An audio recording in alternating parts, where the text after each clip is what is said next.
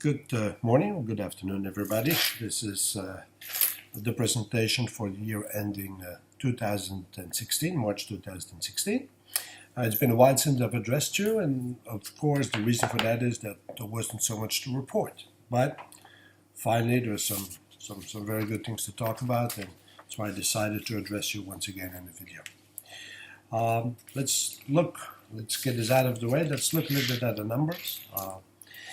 You will see that our business pretty much stayed stable, and I want to emphasize this by looking at profit and loss, which shows a decline in US dollar terms, but as you know, we're European based and we invoice in euros, and when you look at our euro numbers, you will see that our business truly didn't change much, or actually not at all. If you look at the sales in euro, we see that in 2015 we had 2,450,000 versus 2,004,000 or 2,397,000 in euro. As you know, we are an equity base with our business in China, so we don't show those revenues. We only show the equity portion. Our cost of sales actually went down quite a bit, dramatically actually. We went from 835,000 euro in 2015 to in 2016 634,000. That's a difference of about 200,000 euro. What you will see at that point is that back to US dollars, that we had a gross profit of 2,003,000 in 2015 versus 2,195,000 in 2016.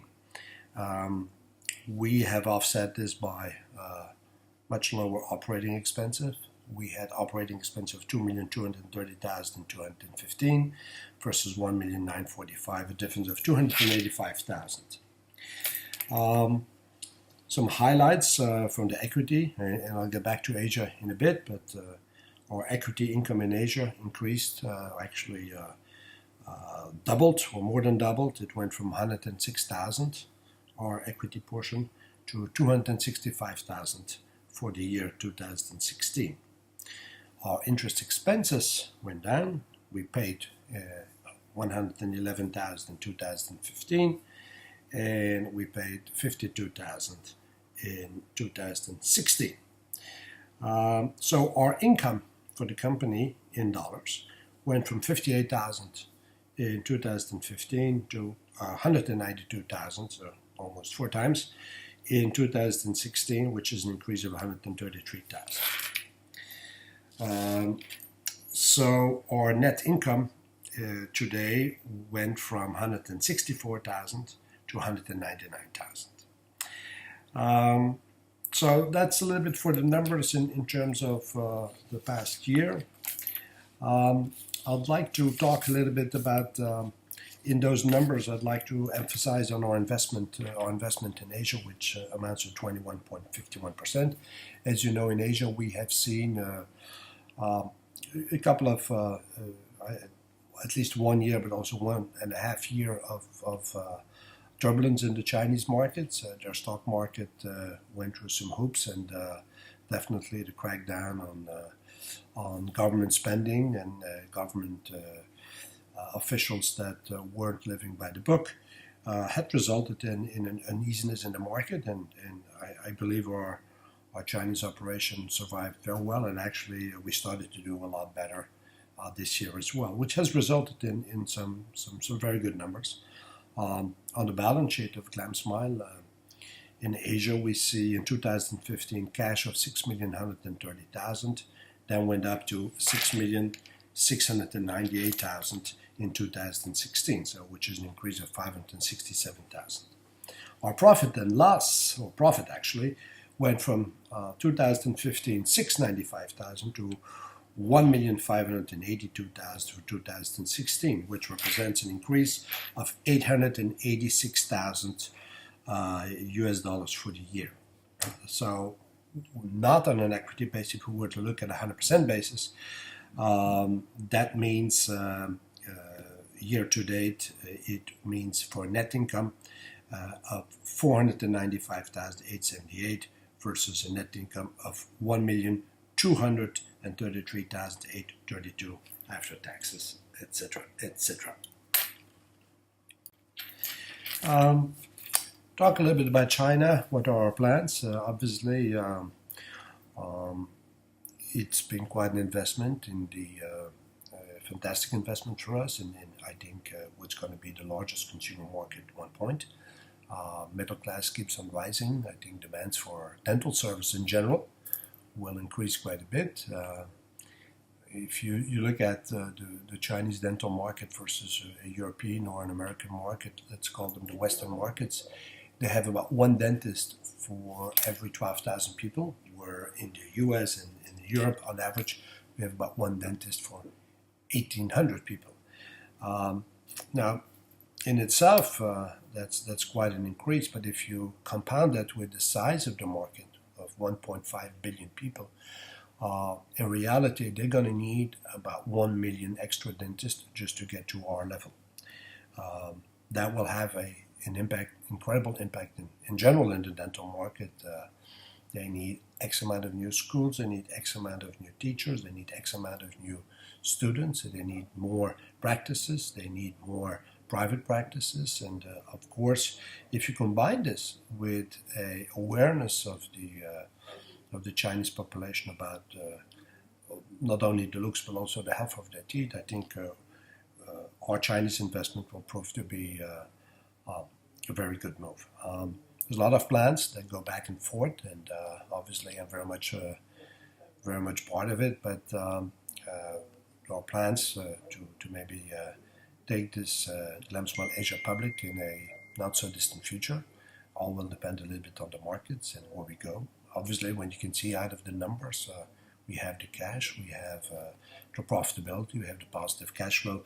So nothing else to be very excited about, and I will keep you posted if anything of that nature would change. Let me give you furthermore an update on Vitaldent. As you know, at Vitaldent, we had one of our largest deals ever in terms of size of potential veneer sales. We weren't very lucky as the company we were dealing with, Vitaldent, shortly after we started, was raided by the tax authorities, and apparently there was a lot of fraud going on within the company. The owners of the company have been put in jail now, they're still there actually. And so we've been in a limbo for the last 6 months, and nothing was really happening. We didn't know what's going to happen with our contract. It was very tough to talk to anybody. Some very good news appeared just 2-3 days ago, and as you can see in on your screen, the franchise organization, together with the company-owned stores, have been purchased by an equity firm, JB Capital. They, in my opinion, they got quite a steal. They only paid $60 million for it. It was valued just a year ago at about $400 million, but you know, of course, that is the way life goes. But the good news is the company under new ownership has recontacted us, very excited about what we do, and very much want to put the partnership back on track. So that's very, very, very good news, and excellent news for that matter. An ongoing concern of the people I talk to, shareholders, is obviously our situation with Excelsior. I can assure you that obviously it's my concern as well. And I'm very much on top of that. We have, and I've announced this in the past, we have a very good relationship. They understand the situation, we understand the situation, and they have agreed to a number of proposals that I've made, which would basically wipe out our debt towards Excelsior. That can only happen, and we'll get to that in a moment, when we have our condor in the market. As they have agreed to exchange their debt to a partnership to market the condor in the Asian markets, and we'll work this out with the condor company. It's very much ongoing. Unfortunately, I cannot give you a 100% scenario, as it's really depending on the launch of the condor, and I'm obviously going to address a big part of my presentation to the condor. But so you know, things are good with Excelsior, and I'm very confident that we'll be able to work out a very agreeable relationship with them. our solution with them. All right, let's start about the Condor. Of course, the Condor has had quite a delay, and as you know, most of you know, we have an investment in the Condor, which has proven to be a very smart move, and myself am very much involved with the company. The Condor is finally ready. We have started shipping, in the process of starting to ship our first units in the French market. The reason for the French market is obvious. It's a French product. We've manufactured in France. We have developed it in France, and obviously our after-sales service is ready in France. So we decided to first go to the French market and make sure that we get our first experiences with the shipments. But the good news is, and I'll be making an official announcement very shortly. The good news is that as soon as we get an FDA clearance, which I don't think is going to take longer than the end of August, we're going to start shipping this product in the US. And the great news is Remedent will be a distributor, will actually be the distributor in the US market together as a solution partner together with all of our software solutions. I believe that's going to be a milestone for the company, as we're going to want to see growth in numbers. I think we're going to see growth in profitability. And back home, I believe that the scanner market in the US will dominate the scanner business in general. The US being the largest market, I expect a lot of this partnership and this distribution level for all of our products. All of the products that we've developed, the Smile Me's, the drag and drops, and the veneers, so the instant veneer market, the River Rates, all of that will benefit tremendously from our association with Condor in the US market. We have lined up a number, and I cannot announce them right now because we're still in the process of formalizing our agreements, but we intend to do so in the month of August. We have lined up with a number of key players in the US market with key opinion leaders. I believe the Condor will be a phenomenal success in the US market, and Remedent should profit from it in a fantastic way. The extra thing I'd like to mention to you is that Remedent, through our association in Asia, will also be part of the Asian distribution level. And of course, that's where Excelsior comes in and where we find ourselves back as partners and not just as debtors.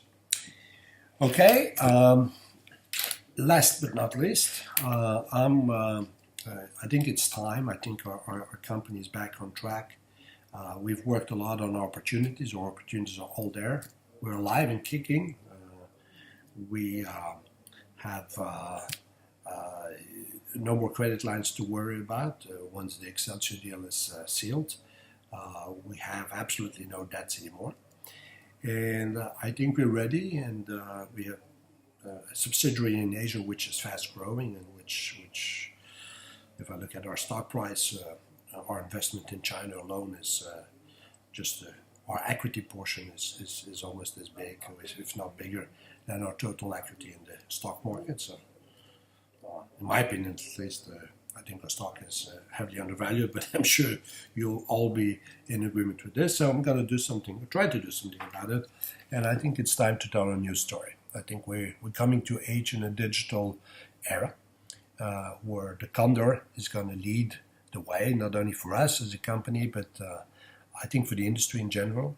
The entire dental industry is digitizing worldwide, not just US or Europe, but worldwide. Everybody is in agreement that we have to go digital, and they are going digital. And whereby there's a lot of solutions, turnkey solutions, and a lot of separate solutions left and right. All of them need something that we have, which is we need the file. We need to capture that patient. And I believe the Condor is the only truly independent scanner that's going to be on the market. So that's going to be for us quite a new scenario that I believe we should start communicating with investors worldwide. That's why we've decided that starting in August, we're going to hire back a PR company that's going to put me in front of the investment public. I'm going to be in New York starting this process on August 15th. We have been invited to attend the Dental XP program, which is hosted at New York University. Dr. Dre, my friend Professor Dre, the inventor of Condor, will be presenting the Condor to 60 key opinion leaders at a launch dinner where we've been invited to attend and to present the Condor. And I'm going to coincide that with getting back on track with PR activities in the US. So, although I cannot tell you that that the year past has been spectacular, at least it's been we're on the field and we have better equipment than ever. We're all healthy. Company is healthy. No real threats somewhere. So I think it's time. So thank you all very much and for the patience that you had in the past years, and hopefully we'll be there together for the next wave. Thank you very much, and look forward to talk to you again. And people from New York, if you would like to meet, I'll be there starting August 11th until, I believe, August 16th. Thank you very much.